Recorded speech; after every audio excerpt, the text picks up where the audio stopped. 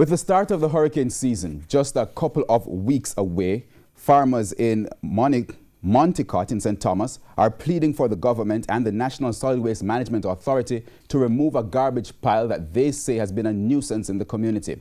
The stifling stench and swarms of flies were evident at the entrance of the small farming community when our news team visited the area this week.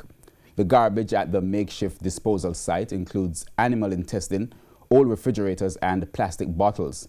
Farmer Everton Anderson laments that no one has been to the area to collect the garbage or to address their concerns. The scent is killing me over there because we have houses over there and we have some young children. And further on, we have whole heap of police on the scheme that's behind the cameraman. And no matter how we complain to them, nobody not seem to do nothing. Like they don't care, like the scent don't affect them. It's only one way the breeze blowing. So it's only over my end, but it's not over for them end.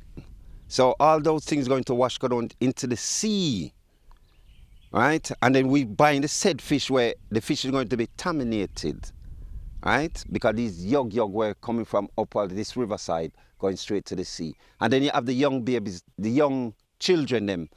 As the water come down, you see them bathing in it, and the yog, they topside them. So something really have to be done towards it.